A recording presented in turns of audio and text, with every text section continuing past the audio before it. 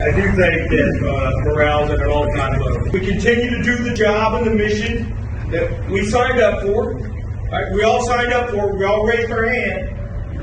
It's kind of hard to say that. To defend the Constitution, not the... It's not hard to say it. It may be hard for you to say it, but I've been doing this for 31 years. It's not hard for me to say it. For evil to triumph is for good men to do nothing. I can't hear you. For evil to triumph is for good men to do nothing. That's exactly what's happening here. Good men are doing nothing. You're allowing the illegal aliens to be dropped off in communities. We wanted to revisit that today. A heated argument exploding between Border Patrol agents and leadership. That was on tape last week. Maybe they knew, maybe they didn't, but we all know now. White House Press Secretary Jen Psaki deflected the question about it. Watch. I haven't watched in detail the video. Of course, the role that Border Patrol agents play in ensuring security and safety at our borders is something that there's great value for in this administration. I would point you to the Department of Homeland Security, who oversees, of course, the Border Patrol agents, and can see if there's any more specific programs that are underway. So she said she hadn't watched in detail. That leads me to think that, well, she watched it. How many times do we need to see it to know what it's about? All right, we'll move on. Despite Vice President Kamala Harris's year-long analysis and study after study of the so-called root causes of migration, that's what she says, the president is now raising eyebrows after saying they're still trying to figure it all out. What are the root causes? Watch it here. Border security, Gov, we're working a lot with neighboring countries. One of the fundamental things we got to do, in addition to some of the changes we'll make, we don't get into today, but is that if we figure out why they're leaving in the first place. In focus now. He just got back from a border trip to Texas, where he saw the crisis firsthand. Oklahoma Senator James Lankford, who serves on the Senate Homeland Security Committee. Good to have you in focus today, Senator. Great to see you. First of all, your top line thoughts of what you observed while you were just there at the border. Well, I would say just a couple of things. I was actually meeting in a muster, that's what that gathering is called, that you showed the video of earlier, with a group of folks in the Rio Grande Valley, while that muster was happening in another place in the border, several hundred miles away. The meeting that I was in, I was also hearing Border Patrol expressing frustration and saying, why are we risking our lives to be able to go out and to be able to pick people up that are illegally crossing the border when they're just going to get cut loose 48 hours later? So the frustration of the Border Patrol is the policies of the Biden administration that's not allowing them to be able to actually enforce the law. The Biden administration is handcuffing law enforcement and releasing criminals. That's really what's happening on the border, and they have every right to be frustrated by it because they signed up to be able to enforce the law and to be able to say this is the greatest country in the world. That's the issue that Biden keeps missing.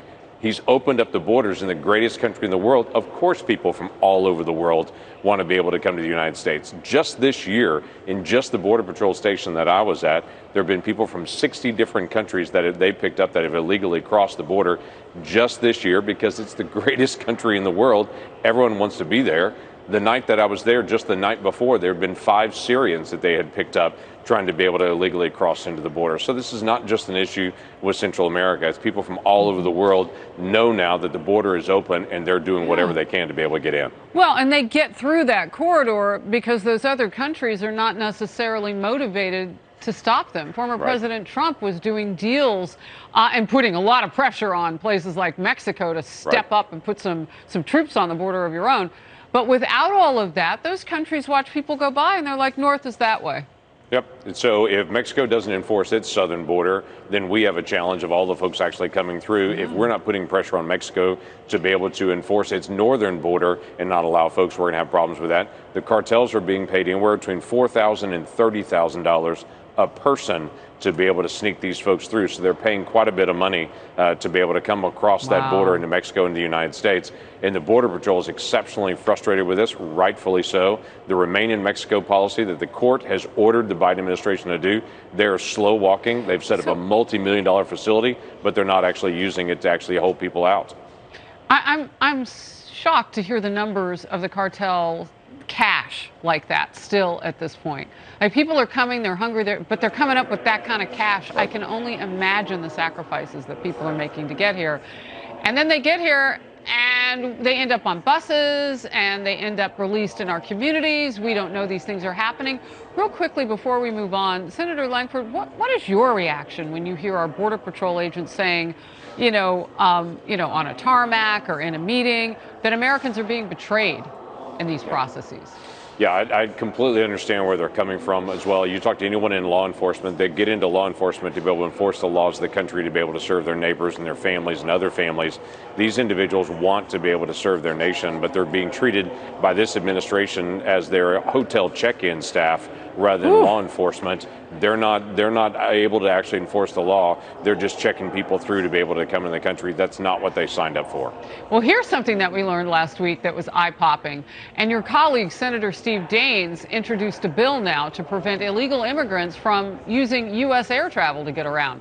Writing, quote, "It's pretty simple. If an illegal immigrant presents their own arrest warrant as a form of identification, they should be immediately arrested, not cleared by the TSA to hop on a plane in the United States. This is a threat to our national security, and it must be stopped immediately."